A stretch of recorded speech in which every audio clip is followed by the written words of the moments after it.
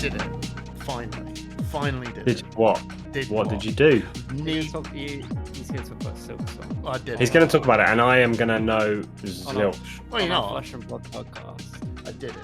I did it. I managed to. The hardest part of the game. Yeah. I did Are the you proud of hardest yourself? part. I am, because I did it right before we did the podcast. Right. If you are playing Silk Song, and you may know this, there is a Fleetopia that gets to the end, and then they list you with 3 different games: juggle, dodge, and bounce. Now, bounce is the easiest. Juggle, some people say it's the hardest. I figured out a way to get it pretty good. Dodge, I don't think juggle's the hardest. Yeah. no, Dodge but dodge is crazy. So you got dodge fleas, Simon. So all these fleas come in different ways, and you got 2 little platforms, and the platforms go, and you've got to dodge these fleas. Like Mario. Sure, like Mario. I'm joking. And then there's a target number, and on my one, target number was 95. I had to dodge it 95, and then these special ones come out when they just smash the platforms, and you just go, it's like Mario. like Mario, yeah. So yeah, Absolutely. yeah. Yeah. So I did it. If you know, and you know, Trip doesn't know. If you know, you know. Trip's had a bit of a trim on his mustache. He He's does. looking Have very I? dapper Yeah, today. you look. Wow. It's just doing its job for once. I've just noticed I've left the ketchup out. Can you see that on my shirt? I can, I yeah. can. I might not be able to say it on There's- the YouTube video. But, There's a ketchup just there, everyone. ate my there. dinner on the sofa, didn't I? Left the ketchup on the little side table. There you but go. What did you have? Living, That's life. living What the did, you have life. for, what did you have for dinner? Kate's away. Ketchup? Living the I had life. Oh, pie and Kate's chip- away, so it's ketchup for dinner. I had pie and chips. We just got an air fryer. Did you do it Nice. yourself? What? Make Pie your own and dinner? chips. Yeah, I did. Wow. Oh, right. So Had to do it myself. can I give you guys a little bit of a... Well, before we do an update, let's do beers and partners real quick. Oh, I would love to do beers. I'm really quite thirsty. Right. Good. Are you? I'm Yeah. All right. parched. Hamish, Yes. tell us about the part. No, I'm joking. What are you drinking tonight? All right. Well, I found someone that spat in my beer. It spat in my beer. That's Oh, great. jeez. That's terrible. Great. There's That's a- really good. Yeah. I was like, oh, look, I've got spat in. Oh, yeah, you got spat in me beer. And it's got a G and That's S, it. which is probably German for good shit. So there you go. Classic German. Yeah. Yeah, classic German. Classic. Oh, someone spat in me beer. And that's, So what? Tell us about your beer, Hamish. What Wow. can you tell us about said beer? 500 milliliters of German spat. It's 5%, 5.2% of spit. So there you go. You're going to get drunk on German spatten. What about you, Simon? Spatten. What are you drinking? Spatten. I am on call, so I have Oh. the Aldi Lilt. Yay! Oh, that's all right though. That's all Yeah. right. that's Good. good. You should have Love got that. at least. Feeling- You should have got at least a German I'm non. feeling fizzy totally drink. tropical. Oh, fair enough. That's a good choice. Well, I for got the a I got the German one because of Hamburg, especially for Hamburg. What about you, Trip? Did you, or did you just have it in your house? No, I went to Morrison's to pick up some Interesting. vegan turkey mints that didn't exist, a watermelon, and spat in my beer. Incredible. Yeah, because He's of gonna Hamburg. absolutely flog that joke. Yeah. Trip, what are you Well, drinking? Mine's not very exciting because it's actually the same beer I drank a couple of episodes ago, or possibly even the last episode, which is the Pressure Drop Oh, nice. Pale Fire. I don't think you did. But it was so Probably good, I've did. had it multiple times since. Right. You're just stuck on that one for Because now. they sell it in the M&S just around the corner. Ah, So, and I've just these Londoners shopping in M&S. I know. Well, it's our- Waitrose. it's our closest store. Yeah, Legit. because you guys are mint, and you don't know what a Oh. Tesco's is, do you? Once you've gone M&S, it's very hard to go back. Right. To Do you? I know that you got a normal lot of tasting Sainsbury's in food. London. I know that Sainsbury's does exist. So Does, we've got does on our high Tesco's street- exist? Yeah, go on. What we got? I tell you what, we got Morrison's? three on the high street, right around the corner. What do you reckon they are? M&S is one of them. Two M- more. Go on, guess. M&S. A Waitrose. Nope. not Sainsbury's. Waitrose. Oh, Not a Sainsbury's, but we do have quite a lot of Sainsbury's in London. You do. Oh, I'll tell you. One of them is a Tesco. Tesco Okay. Express. What do you reckon the third one is? A car. And Ocado. No. It can't be. I reckon it's something like a Nisa or something Oh crazy. no, good choice, but no, What? incorrect. Sadly, Oh. there's a big one you haven't mentioned yet. It's not Waitrose. Oh, Morrison's. Morrison's, No, Asda. Aldi, Lidl, no, Asda. it's a co-op. Oh, there the you go. So classic. Guess the supermarket. if you're not from the UK, you got a quick insight into pretty much every single I, supermarket. I that will exists in say the that UK, I so- don't think that London has an Asda or Morrison's. When I used to live in Stepney Green, our closest was a Asda. But Hamish, do you realise how big London is? No, I know, but London doesn't. I never imagine London to have a big supermarket. It's all full of Oh no, Tesco. there's It's loads. Express. Oh, there's loads. Well, I don't No, know. you got to go out of town Yeah. shopping as well. You know. We got a big Tesco. We're doing Do you have to loads. do your Tesco's extra. Yeah, but if you wanted to do a big shop, do you have to go and carry all your crap on the tube? No. What? We just walk it back, and well, we wouldn't do that anyway. We just get it delivered. Oh, That's- of course. Why not, eh? All right. Anyway, so Why not? that- Busy. Right. So that's Should we talk about some partners instead Yeah. of talking about random supermarkets that don't give us any support? Well, no. Maybe. Well, they do. They support us Oh, with beer. can you imagine if M&S sponsored us? Oh, M&S, sort us what out. would be the chain of events? Oh, Marks and Spencer's sponsoring Push the Point. I would have to say that someone high up wanted to play a Viscerai deck and Yeah. really latched on to our first take deck decks and was like, these lads, right? We need to sort these lads out. M&S, old Marks and Sparks. Anyway, go on. Kate's maiden name was Spencer, so there's a chance that she's heir to the Marks and Spencer. Heir to the throne. but you're saying there's a chance. There's a and then chance. I could inherit it, and then I'll get M&S to sponsor Push the Point. That's That'll my be promise to brilliant. you. But What until then, if you are a patron of Push the that's Point, the only and- true way we can get financially supported. That's not the only way you can financially support Push the Point. You is can it become a patron of Push the Point, and Oh. if you do become a patron of Push the Point, we have a bunch of partners and special things that you get. Being a patron. Special. And one of Yep. those things is that every Special. every episode of Push the Point, we spin the wheel, and if it lands on your name, you win 6 packs of Flesh and Blood, which I believe We agreed. Is now Super Slam. Oh, So we have spun the wheel, but I will make the wheel noise.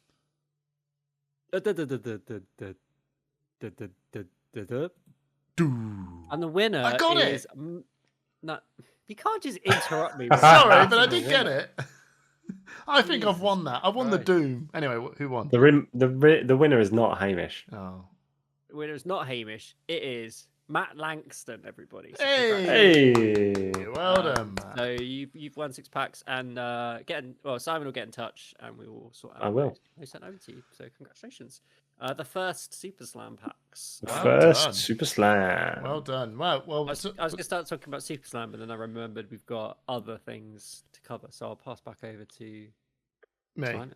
me, Hamish. me. Hamish, I'll pass to Simon, who can then set up Hamish. Hamish, tell us about our partners. Well, Simon, we have got 3 awesome partners. We've got Thistle Tavern, a Scottish shingle sheller from the Aberdeens who provides lots of amazing flesh and blood singles across the UK. If you are a Push the Point patron, you get 10% off those singles. But just remember, it's singles only. Sealed product is at full price. But if you're also interested in other card games as well, they do singles for them. And if you're a patron, you get 10% off of them as well. And they've got a store in the Aberdeen. If you haven't checked it out, you should. They've been on TV. We've also got Metal Fab Tokens, who is a metal token seller from America. And if you're Push the Point patron, you get to know whether the tokens, when they come over here, you get to know what's coming first. And we've also got PCG UK, a grading company over in the UK. So if you've ever heard of PCG, they've got loads of offices worldwide. And if you're a Push the Point patron, you get 10% off your PCG UK order. So if you want to grade some cards and you want to save some money and maybe you want to grade that card you bought from Thistle Tavern, Oh, 10% off both. That's 20% off. It's just That's so not how math persuasive. works. I think I'm going to join the Push the Point Patreon right now because you I'm did. convinced. I did for a bit. You did for a bit, but if I did before there was any benefit whatsoever. There you go. You're a true patriot. Kudos to the people who joined when you got nothing. Nothing. Yeah, you just did. These You gave days, us money for nothing. But we've now got some good plans. We've got some good plans, haven't we? I feel like if ever before, we've got some real interesting things lined up that we're going to use some money for. So it's a good time to join, and just you'll know that your money is not only getting you a nice kickback from these partners, but also we've got some interesting plans afoot to use some of the money you've invested in the channel for some interesting. Should we say it? Thanks. Should we say no, it? Because we might. Let's say we put today. That's not the hardest bit. We've done the hardest bit. The lock a date down. The second hardest bit is doing the edit. So that's. That's true. That's true. I might look at it and go. Ugh. Yeah. There you go. Right. Well, we're gonna do something more than what we usually do. We're gonna do something together. What? And we realise, we realise that doing stuff together is a right old laugh. So. Yeah, we're going to do something like that. We're going to film it. One day. What? An escape room. That'd be brilliant. Isn't that my house? I feel we all have like cameras. We get someone to film it. Like body cams. Yeah, and we do an escape room. Listen. Funny. I've been chatting to Cuphead TCG about doing something together at some point, and I think we've just figured it out. Escape room. Let's just do an escape room. What? All in the same room, and we have to play a game. No, we have to play a game of two people play a Flesh and Blood game in the middle, and we've got to see if someone escape the Olden Mirror. That would actually be so funny. That would be awesome. If the timer was an Olden Mirror. Yeah, and you had to escape before the Olden Binnings. There you go. That's incredible. We should have said someone's going to take that. No, well, no one listens to the podcast, so challenges, but the timer is like a Flesh and Blood game. Look, don't worry, we said it in the most secure place ever. Our podcast. No one bothers listening to it. It's fine. People are still listening at this point. That's true. We're only 12 minutes in. Oh, right. Let's keep the non-fabbers alive. Right. My maths and English. Oh yeah. Right, update. Oh, so yeah. Okay. Update. I completely forgot about that. Well, I found out it goes in and goes out, and then I'm. That's me. That's me in general. Man, I'm thick. I'm really thick. Oh no! What happened? Well, you don't need to know what an adverb is in reality, right? Right. Yeah. Describes the verb, right? Yes, it is. So, but at the time, don't do that. Don't do that to him, Trip. That's harsh. What? He needs to learn. Well, I do need to learn. I need to pass my test. I'm trying to help. Jeez. Well, I'm just saying. What point does anyone ever come up to you ever and say, "Excuse me, mind your adverbs"? Like, no one ever says. What context does adverb ever get brung up? Never. Exactly. So why do you need to know it? And you use them all the time. And you use them all the time. That's what they're called. Yeah. I'm quickly figuring this out. See, an adverb. Yeah. There you go. You're going to remember this now because we've. And and then we decided as part of this lesson. I don't know why.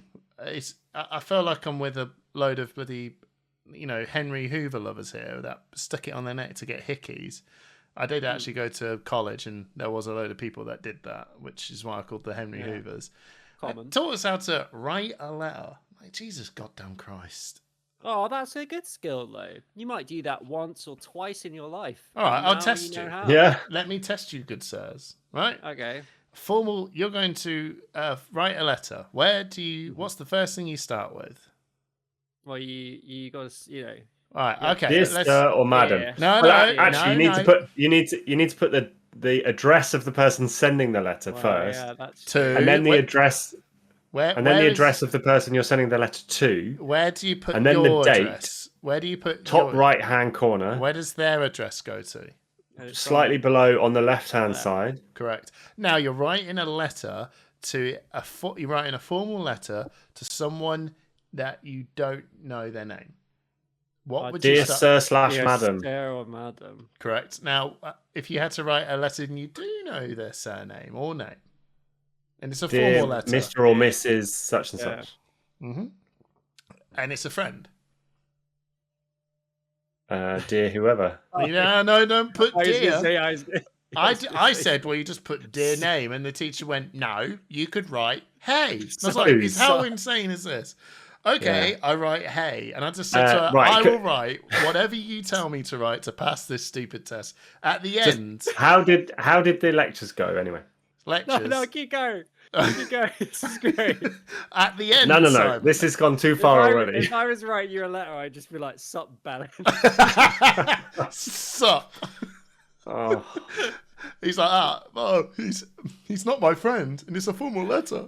How well do you know them? How well do you know him? Sup. All right, okay, but then when you need to end it. Oh, this is a bit. We all know this bit, though, don't we? No. If it's formal, isn't it faithfully? No. He doesn't know. If you know their name, it's yours faithfully. If not, it's sincerely. No, yeah, that's what I thought. Yeah, and if you don't know their names, if you don't know their names, I actually kicked up a bit of a storm and went. That's what I just said. Well, I got it right. I got it right. So it's yours sincerely if you know their name. If you don't know their name, she'll go. I'll just put yours sincerely again. Surely she went. No, you write yours faithfully, and I went. Yeah. What happens? What if the person you're writing to or me is not faithful? What happens if we don't believe in faith? Like, why would I write yours faithfully?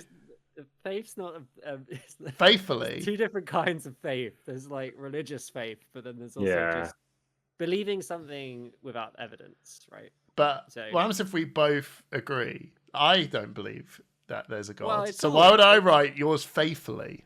It's all, made up rules. I said it's and have no real bearing on grammar or the English language whatsoever. It's basically like you're being taught like a lesson if you were, I don't know, English, being polite in English lesson.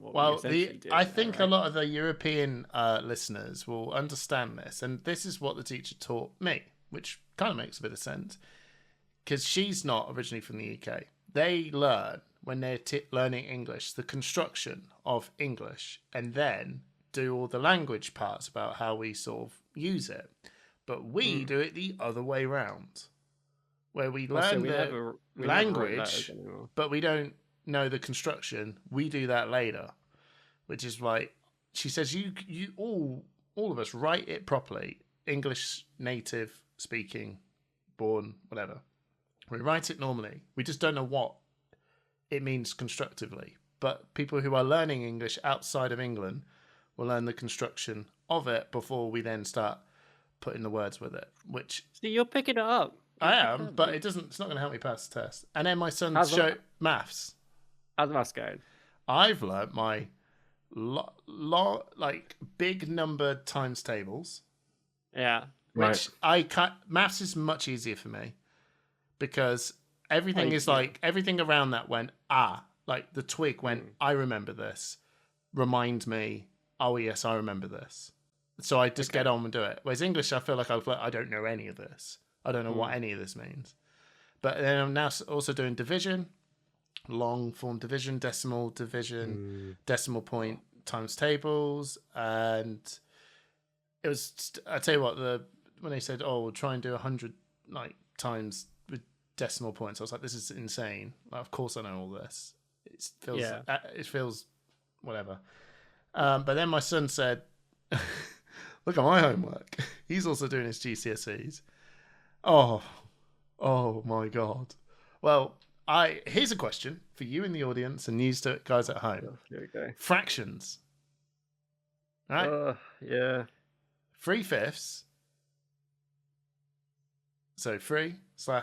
Yeah. Mm-hmm. What is that in a decimal? 0.6. 0.6. You guys go, oh my God. Okay. Well, in the car, I he's. I said, so what's 3.6? Also, feed him. Logan went, was 0.6, and I went, yeah.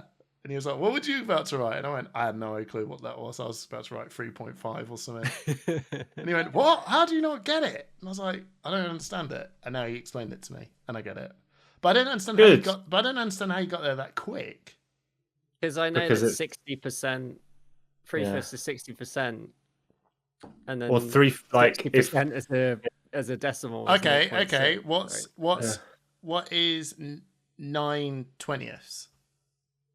Well, 0.45. How did you get there so quick? You can just half it, right? Because if you can make the 20 into a 10, then you've got the percentage, right? So half 9, 4.5, and then you divide it by 100 for the percentage. So but there'd be harder ones. But I love it. Yeah. Okay. Anyway, I love the joy on Hamish's face right now. Maths is fun though. Maths is fun. I mean, the English stuff. I won't lie. I think the English stuff sounds a bit pompous. Pointless. Welcome to this educational Flesh and Blood podcast, everyone. Well, I'll show you the next lesson. When you're playing Liath, or whatever his name is. Yeah, that's true. And you need to know fractions for that. Yeah. You know what's half of.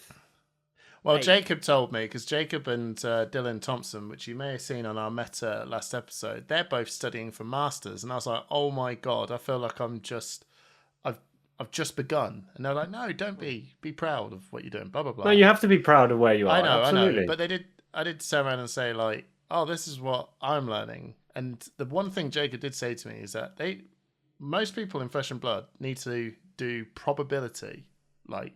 In maths. Yeah. When it comes to if you're a top player, probability.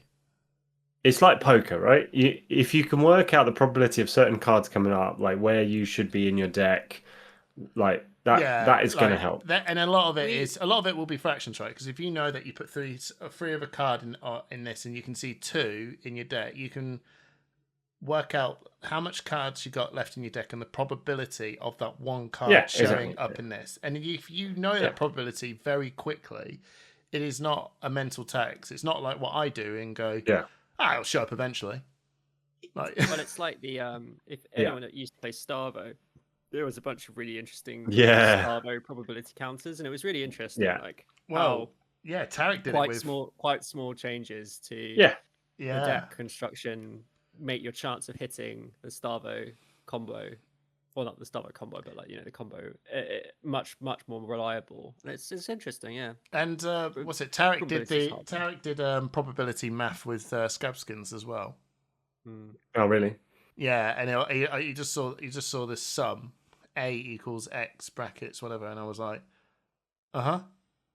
So AI exists. So I don't know what this maths exam is going to do for me, because I can. It's good to know maths. It is good to know maths. Yeah. Right, there you go. That's Flesh and Blood bits. Let's talk about Flesh and Blood. Seriously though, Hamish, when are your exams? Oh, it's like a full year of school. So okay, fine. I started. Well, good effort. We're going to go on this journey together. Yes, everyone. You'll see if Hamish passes, and then once I've done that, Hamish will then go to university. Will Hamish win a calling or pass his maths GCSE first? Find out this year on. Or neither. Or neither. There's a high chance of neither. I like the optimism there, Hamish. I like the optimism. Will you pass your GCSE or will you win a BH or a calling? That's I would like to win a major event before I become a qualified occupational therapist. Oh, that's a good one. Interesting. Yeah.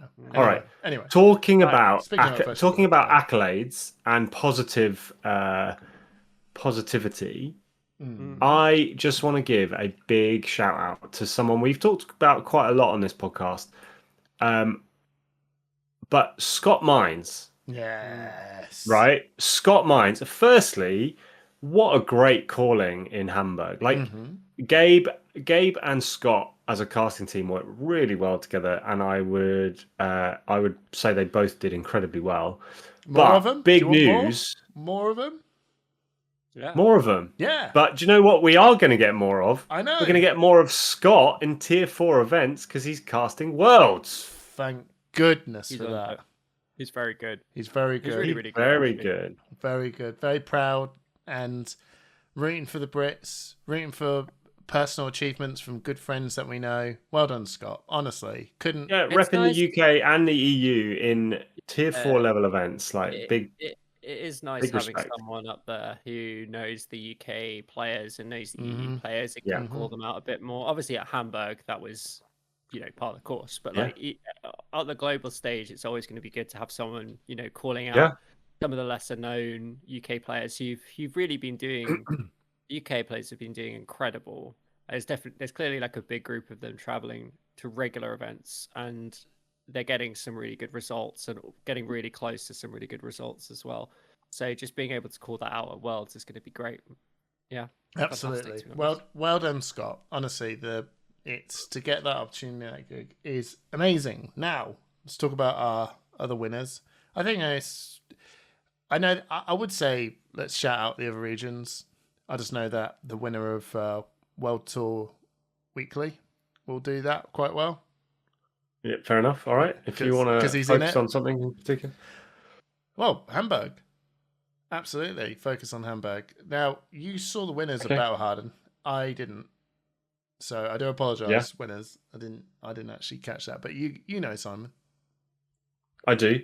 The Battle Hardened was, I believe, Carl Naylor beat Shamir. Oh, nice. In the final. So it was Carl was on Zen and Shamir was on Chain, I think. Chain, indeed, yeah. Good lad. Chain is a good pick. The UK representing at the top tables in the Battle Hardened.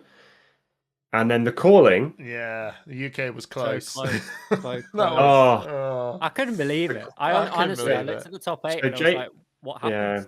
Yeah. Jacob Clements looked odds on to get in. I don't think he obviously didn't win his winning in. There was 9 in 3 could get in.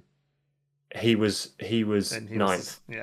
And Alex Kitsu was 10th. Yeah, well done, Alex, our Push the Point patron, for getting to him. Well done, Jacob. I tell you what was really interesting. It was the world, there was the European, the world champion? I can't remember what the title of it is. It World Tour champion.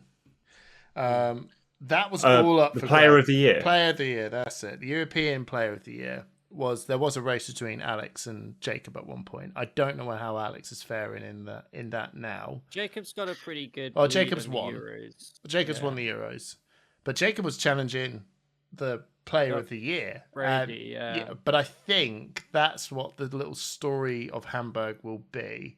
I don't know how many other calling events there are between now and Worlds, because Worlds is going to be the end of Player of the Year. So I can tell you the leaderboard as it stands right now. Go for it.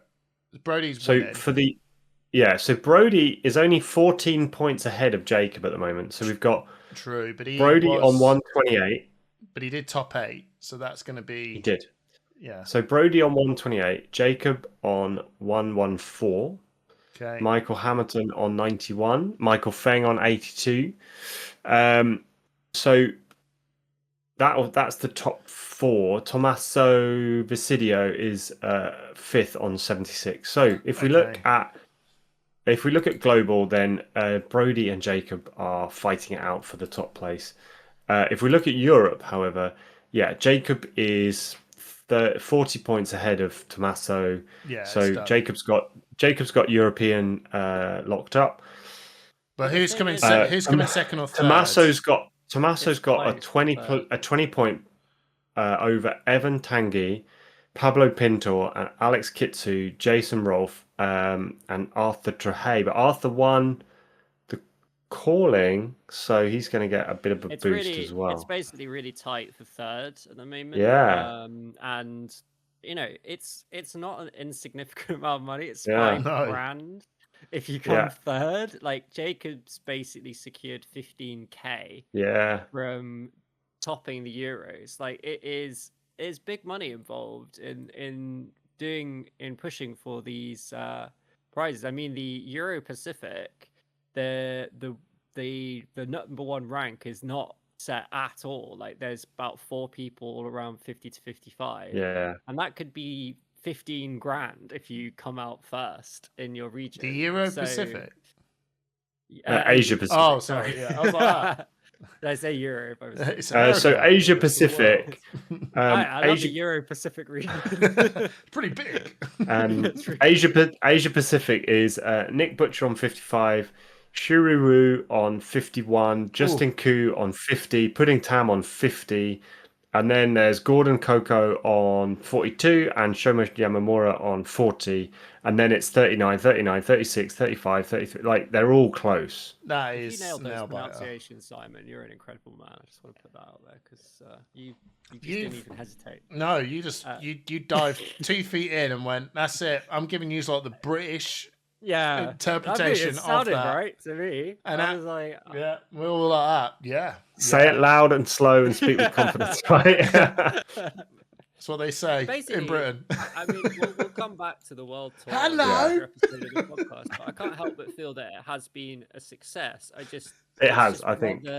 Whether players like the success of the world tour is always going to be players like Jacob Clements and Alex Kittu, who are not going to win it or could win it. No offense, guys. Yeah. Like, you've got a chance of winning, but even when you reach the point where it's clear that you're not going to come first, you're still pushing for your region. Yeah. Because otherwise, it just becomes a let's give Brody Spurlock 25 grand to Brody Spurlock every year competition, which no one. Well, I don't believe that anymore. And that's the thing is that's the best bit about Jacob Clements, because for pretty much the entirety of most of it, I'd say 8 months of this world tour, it was like, well done, Brody Spurlock, you've won 25 grand. And then we even said, well done, Michael Feng, you've also come second place. But now Jacob Clements just went and stone cold Steve Austin into this and went. Yeah, and he was really close to. Yeah. And he's I think very close. You never know. I think it's like Trip. What you're saying, I think, is right. Like, it's been a net positive. But I think what it has done is but it's encouraged some of these players to travel the world. So Jacob Clements has been all over the world now, regularly lighting up top 8s and winning events, doing what Brody and Michael Feng have been doing for the last year and a half. And you've got other players from Europe, Tommaso, Evan Tanguy, like Pablo, we know, has been going international. Even Alex Kitsu seems to have made more of an effort of getting out into big events, like big international events. And it's great to see that representation. Can I shout out our boy, my boy. I love him. Arthur Trehay, the winner of the call-in. That guy just comes out of nowhere. That guy. I don't think he came out of nowhere. Oh, he did. Oh, come on. He's quite well known. He is now, but at the time, he just came out of nowhere, and he's really captured the like. I mean, when he won the first time, he really but the stories. Sometimes it's hard to generate that narrative for people. Pablo got that spark in the bottle. And it just ran, and I don't know, the narrative just runs with it, right? And look, we had Alex, who was he's a world champion from Greece, and we've had, I feel real bad because I forgot the name, but we've also had the Pro Tour Japan winner from Poland. Shoma Yamamura. No, he won Amsterdam.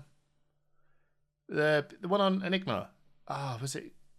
Is it Gregov from Poland? Anyway, he won it. Narrative. Oh, yeah. Yeah. See what I mean? The narrative. But Arthur, he won Pro Tour LA, won Dromai. And then it's just, I don't know. He's just got that. He's captured that narrative of people. So I think he's definitely another name along the Pablos. Do you know what I mean? That are catching people's attention on things. So, and well done. Well done for winning. Who would have thought France completely destroyed Germany? It was awesome. What a twist of fate. Oh, jeez. But yeah, no, fair play. Did you watch much of the coverage over the weekend? Yeah, I did. It was pretty convincing. that Verdant just looked like, oh Christ Almighty, is this is this the best deck in the room now? And everyone from that Super Army, I mean, even Jacob was on it, and Brody was on it as well. I suppose Bartosz, he was on it. So all of them were on it, and they just demonstrated that, this is pretty good. But they did have to wrestle with some bad hands. So yeah, but their skill brought it round. I thought the top 8 was pretty mixed actually for the calling. Yeah. So Trip and I were having a discussion on Sunday about the best decks in the format, and we both mentioned Verdance. I also mentioned Syndra. Trip, you felt that Syndra might fall away a bit with the lack of gravies to pick on, but we got 2 Verdance and 2 Syndra in the top 8, which was quite telling. The thing with Syndra is the conversion rate was ass, essentially. Yeah. Like, there was so many Syndra and they converted really badly. Yeah. But clearly a deck that you can win a tournament with for sure. Yeah. There was a Cilio in the top 8. Mm-hmm. Fang. Yeah. I think the Fang surprised me. I'll be honest. Yeah. What was your excitement level seeing that top 8? Not great. I mean, I wasn't excited about the heroes. I'll be honest. I think the excitement came from the players that were there. Yes. Not from the heroes that were being played. Like, correct. The matchups in the top 8 were Verdance versus Acilio. That could be quite cool. Dash.io versus Fang. That was the match televised. Arthur on Verdance versus Kirill on Victor Goldmane. Again, Verdance versus Victor Goldmane is not a matchup that excites me. And then Syndra Mirror, which to be fair, actually, now that you say that, like seeing Dash.io and Victor and Fang, there was a lot of Dash.io. I think she is going to be the I think she's going to replace Syndra. But I think that when I say she's going to replace Syndra for ProQuest, that won't be the case because Syndra is far easier to navigate than Dash.io. But I think Dash.io is like another very hot contender for an alternative aggro deck to face off against, which is pretty normal, Syndra, then there was Aurora. You know what I mean? Like, they're both competing for the same thing, but slightly doing a little bit different. They're flat out aggro, aren't they? They're like Syndra is flat out aggro. Yeah, but if everyone just pivoted to Dash.io is more combo, right? I think you want to try and build the pieces together. It is. I'd say it is a bit more combo. She's a Runeblade. Let's be real. She's a Runeblade. She's got a load of really garbo item cards that do nothing on their own, but combined and mixed into the right way, then it turns into something really, really strong. Kind of like Runeblades when you've got I mean, it's definitely a mechanologist, but I'm just saying non-attack actions. What do? Nothing. They don't do anything. Half my deck does nothing. It makes the other half do more than what they're meant to do. Okay. Just if you don't agree, you're wrong. That is your line, Hamish. But I think watching over the whole weekend, leave the top 8 to one side for a minute.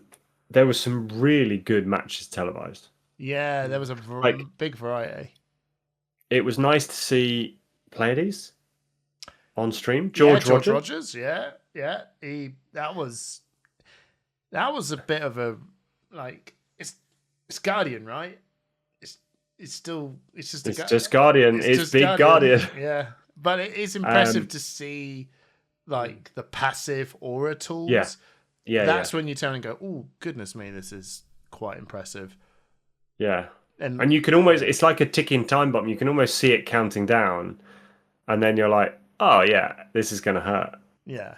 But then there's a slowdown, and then there's a big whack, and then there's a couple of turns of a slowdown, then it's a big whack. Yeah, that was cool. So that was interesting. Seeing some of the KO underhanded cheat on stream was interesting. Yeah. So an interesting game. I was like, okay, I can see how it's meant to work. Yeah. Feels very fragile though. Like it feels a bit fragile. Yeah. It feels a little bit like I'm going through a lot of steps to make my big bully come in for 12 instead of 8. Yeah. I'm like, Well, basically, like a lot. basically the deck is if I'm higher life than you, I'm really good. Well, when I say really good, I do some, big numbers that feel cheap. But the second he goes, I have lost 5 health. Yeah. Oh no! I don't know. I just sort of was like, wow, this is the card where you fetch a card from your that's cool. That's great. That's and cool. You play it down. You're like, yeah, I'm attacking for 8, but I could make it 12. And it's like, dude, I'm gonna full block this. Yeah. Anyway, so like, just do what you want to do. Like Daniel said, it's face up a Missouri. Yeah. It's 1. It's not. It's 6. But it could not be. No, it's 6. But it could be 12. But it could be 12. No, but it isn't. I very much enjoyed. There's like a Levia game where they rolled scabs. Oh yeah, and they got. It was great. Yeah, they got it, but it was great. I love the Swiss games. What can I say? I like watching weird heroes sometimes, especially a weird hero that's doing really well. And we all know that, like, not gonna win. Just because they're 5-0 now doesn't mean they're gonna win. But it's exciting to be like, yeah, they're gonna win the whole thing, and then they lose 4 games in the game. Yeah. Like, is that Tekla bossing? I just watch Tekla bossing, just go like, honestly, guys, I've made the mech. GG, the game is over. The game is over. I just like watching Classic Constructed. Is that such a crime? I just like the fact that it is good. It is. I know that these are going to. When I'm watching round 9, I know that I'm watching the best Classic Constructed player at the tournament play Flesh and Blood, which you don't get when you've got draft. No, draft is only good. This conversation about draft. Yeah, we do. No, draft is only good for the people there, and and even then, only for some. But yeah. Oh, can I go? Can I move? Do we want to move on to something else? Yeah. Well, one second. Oh. Can I just point out a really silly little idiosyncrasy of round 13 in the Calling Hamburg? Mm-hmm. So Jacob and Arthur played a Verdance Mirror for their winning in. Mm-hmm. Arthur went on to win the whole event. Alex Kitsu and Warre Sevens played a Dash.io mirror, and obviously Warre won and went on to come second in the calling. So although Jacob and Alex bubbled into 9th and 10th, like the people that beat them for their winning ins went on to play in the final. So basically what you're doing is rubbing it in going, that could have been you! No, I just thought it was interesting they both played mirrors in the final round. It could have been you. Anyway.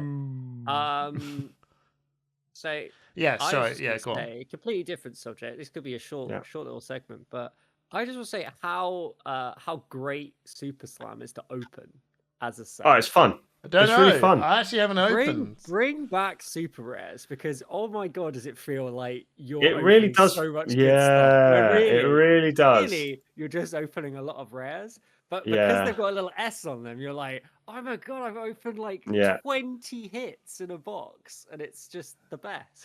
But also, some of them are majestic rarity for sure. Well, some of them are majestic rarities. So you open about 8 majestics. No, but I meant the supers are as powerful as a majestic. Yeah, it's great. I think it's amazing. It's like so much fun to open because you're getting a hit in like every other pack, or it feels like that when you're opening it.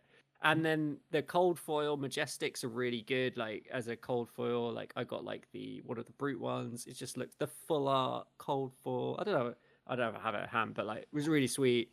I just think as a set, I really wish they'd bring super rares back because it's just so satisfying. If they kept the same hit rate of majestics, but also added super rares.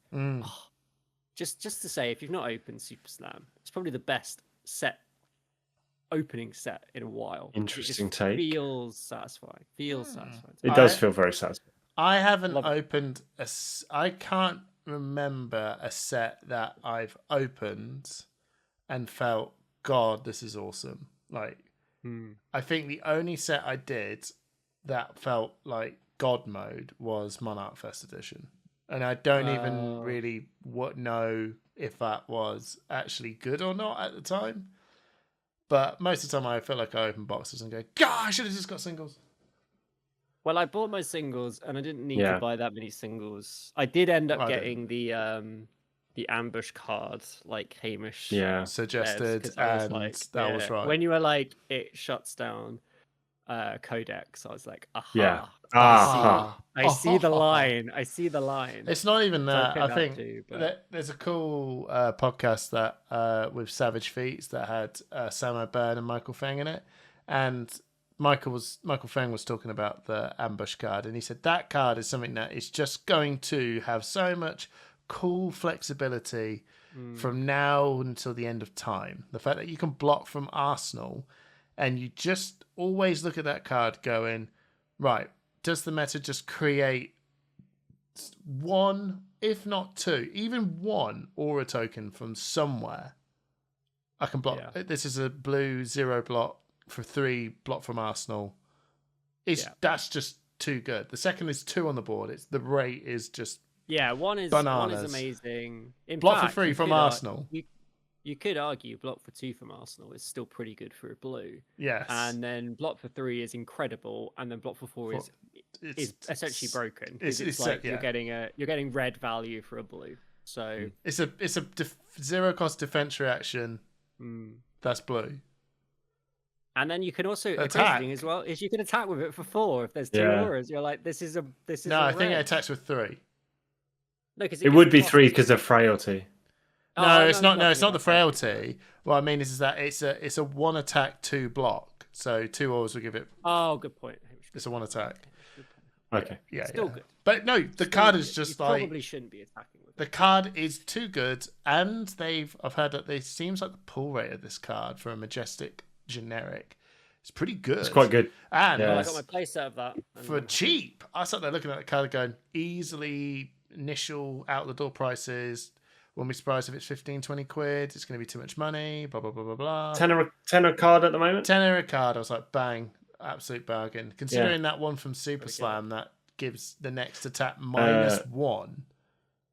The pirate looking one from Mastery Pack Guardian. Yeah, the gravy card. That's because no one's opening Mastery Pack Guardian. So if that's probably true. £17. It's going to go to the moon. But £17 a card for an opposite lunging press is kind of wild. Well, I think it's the dominate effect, right? No, it's the -1. That's the thing that's made the dominate. It's not getting rid of the dominate. It's the -1 because when you attack a gravy ally for 3 on a free health, and you go, your attacker's -1, so you don't kill the ally. Right. That's the and it's a blue 0 block free. Is gravy madness?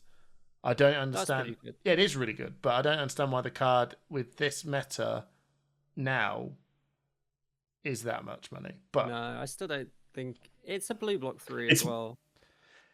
It's supply and demand. Right? It's supply of the card. I was going to suggest this, and I had this in my head, and it's now far too late to do this now, and it's a shame because it's the perfect opportunity to do a what's hot, what's not, but it's too late. Yeah, we should do it next episode, I think. But we're going to be We're going to be absolutely knee deep into mid ProQuest. Maybe not. Yeah, maybe mid ProQuest would be interesting because so this is I'm planning on doing a ProQuest this Saturday. Same. And I think the following Saturday, so 2 Saturdays in a row. Nice. So... Okay, well, why don't we do then why don't we do a top 5 thing? Something like a top 5 deck that's going to be do top 3. Top 5's too many. It's too many decks. Top 3. No, top 3's too hard because exactly. All right. There you go. Top 3. Okay, fine. Top 3. You can start. Cool. Number 1, Syndra. Really? Is that your number 1, or is that one of your ProQuest? When you look at the end result of wins for a ProQuest, would not shock me if Syndra is first place. Interesting. You know what would also not shock me? What? Is if Katsu outperforms Syndra. No, Oh! that's nuts. No, you're smoking. I've got it. Where is it? You're absolutely smoking, Simon. There is so a far, multitude of Syndra decks that people can just pick up, and there is not enough Katsu decks for everyone to. And it's just harder. Yeah. You're just doing the same thing but harder. Will Katsu win? Absolutely. But is he going to be what? More? He's going to be in the top 3. Yeah, all right, whatever. He's already won one. No, currently best deck informer. Yeah. Right. Okay. So and you know what? I think. So you're going to go Syndra. We'll go round. Okay. So number 1. I should have picked number 3 and build a way up. But I will start with number 1. Right. I think Syndra's going to be the most winningest deck in ProQuest. Yeah, for me it's Max. So if you saw, be real. Saw Max top 8'd Living Realms. Be real. Yeah. What's the direct quote here? So he got into the top 8, and then there's a quote. I'm not going to play this game if we're not actually going to be serious. This is the player. The crazy thing is, he dropped before the final round. He was top table to go get some noodles with his girl. Told his opponent to enjoy the prize and left. That is the most Max shit I've ever heard about. That is absolutely, whoever you are, mysterious Max player. You've won Trip over, but okay. I think no. Trip. There were two Maxes in Living Realm, and I think one of them did make the top 8, and one of them dropped at 2-2. The other one. Yeah. I thought it was the top 8 one because that would be badass. That would be badass. All right, okay. No, but Trip, reality. What is the most winningest deck in ProQuest? Well, it's Verdance. And I know you're gonna say. I should no. I've made a mistake. No one's gonna be playing it. No. I've made a mistake. London meta. I hate to say it. I've made a mistake. We have literally every try hard in Flesh and Blood in London, and I love them all for it. This is not a diss, but we have all the people who worldwide Trip. I'm talking worldwide. You didn't say that. No, I'm talking. The post that Flesh and Blood at the end of ProQuest will say, "Here you go. Who is the most winningest hero? Who won the most ProQuests in the entirety of the season?" I still think, and that's fine. I think I made a mistake. I think Verdance is a solid first placer, but I will go with Syndra because I think she's a lot easier. So I think Syndra would be the most played hero in the whole of the entire all the ProQuest. I think Syndra will be the most played hero. Yeah, and I think I think she will. I think you're right. But I think Verdance will be the most winningest. Simon, winningest. Oh, you've taken the top 2. You've left me with the Drake. You can copy. You basically, is it Team Trip or Team Hamish? I've got another one. Do you know what? We've got to do 3. Yeah. So I'm stuck, right? I think Syndra is a good shout, and I think the level of play that you're going to see at a lot of the PQs will be rife for Syndra just clearing the boards, right? Mm-hmm. I wonder whether Gravy will have a bit of a PQ resurgence, and I'll come back to Gravy, but I think Syndra. Good shout. Yeah. I think that I genuinely believe that I wouldn't be shocked if Trip was right either. My second pick would be Verdance. Yeah, and your second pick would be? Well, I'm not going to say Syndra because that's my third pick. Because I am going to say Syndra. I still believe that OG KO is gonna do it, and I know we didn't really see it at Calling. We didn't Amber, on 2 callings.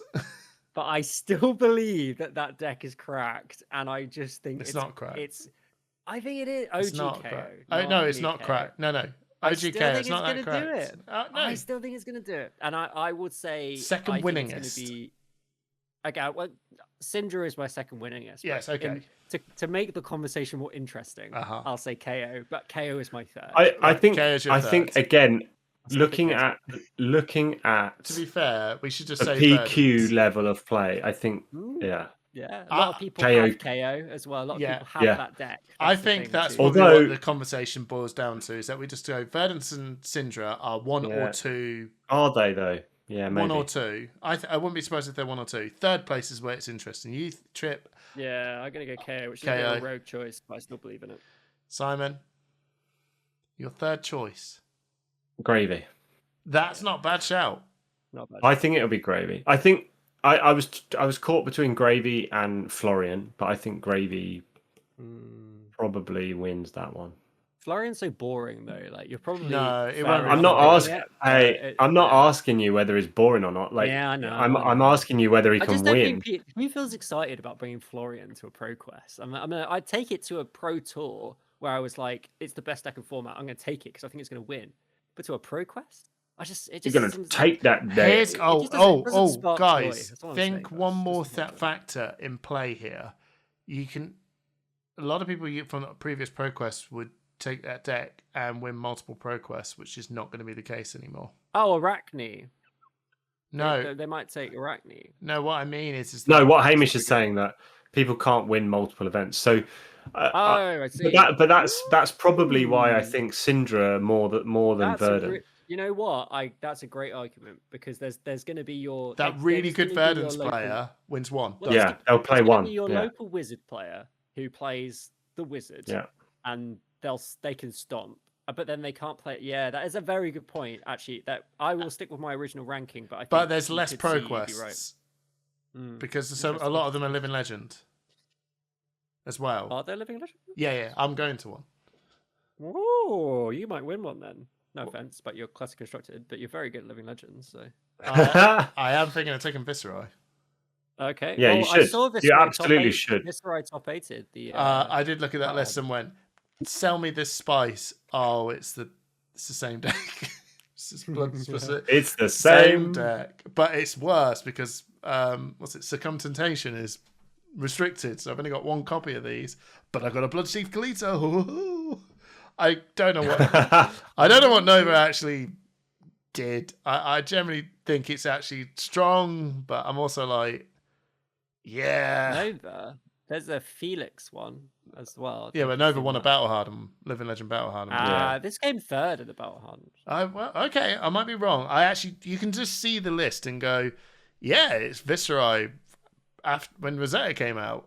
And then this looks like Viscerai when Rosetta came out. It is. And then they just went, imagine you had Skeleta for Sonata turn. You're like, ooh. Did it have like 9 Malefics? 9.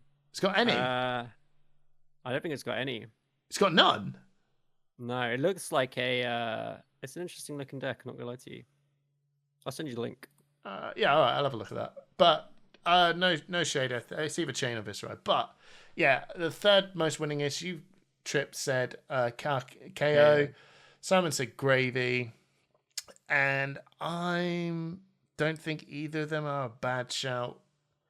So I think the third most winningest might be Dash.io. Yeah. Yeah, good shout. It might be Dash.io. I think really cool, actually. Really cool. But who's going to win this? Is it we all agree Verdance and Syndra, but is it the Trip with his RKO? Is it Simon with his Gravy Bones? Or is it it's me not with RKO. the Dash.io? Sorry, with his KO. OG KO. Thank you. Not RKO. Give me some credit. With KO, Gravy, or Dash.io to be the third most winningest. That would be sick. Or one that we've not said, like I don't know what that would be. And if someone shouted Florian, I would be a bit like, oh, maybe, but I don't know. Arachne Huntsman, though, I have to say, Arachne Huntsman coming into the final of a Battle Hardened against Verdance, which I did think was pretty much done and dusted when the matchup spread was laid on. But he did actually beat a Verdance in the top 8. Yeah. Arachne Huntsman? Battle Hardened Sonoma. But Arachne Huntsman? Is it real? Is it really real? No, probably not. Maybe. I mean, I've never seen a Arachne Huntsman in a final of anything. So, and a Battle Hardened. Who's to say? We'll find out when we come back after our first pro quest, and I'm hoping to win a game because I've not played I've not played a tiered event, which is not really a tiered event, but like not. You haven't played a pro quest in how long? I've not played a Pro Quest since last season. Well, like everybody else. Yeah. Thanks very much. But I've not played like a high level event since Nats. Since So Nats. it's So been a I while. haven't, interesting. I haven't either, to be fair. I haven't played Come since at Nats. me with the last time you played a Pro Quest. LaMayo. Okay. All right. And then, Simon, you're far too busy for Pro Quests. Unfortunately, I have a few events lined up that clash with actual card events. So I've got a christening to go to and some Halloween-based Scarefest stuff. Ooh, we should christen you into Flesh and Blood someday. Christen. Thanks, mate. Maybe next year. Maybe next year. Right. That was fun. That was cool. Thank you very much, Thank you for everyone. joining us, everyone, for episode whatever number it is of Push the Point. I hope 109. Oh, wow. 109. Well, we've got some exciting stuff coming up, but we'll talk more about that when we get to it, our end. But when we actually do it. When we know. Yeah. And we actually get it edited. The key thing is getting it edited. I don't know how you're saying. I don't know how you think that's going to be the issue. You are. It's fun to do these things, and then the edit. That's all I'll say. You're talking about me. Yeah, I've got one good edit in me, and then I'm done for a long time. Well, thank you for joining us. Right, boys. And we'll see you on the next episode. Love you, bye. Love you, bye. Bye.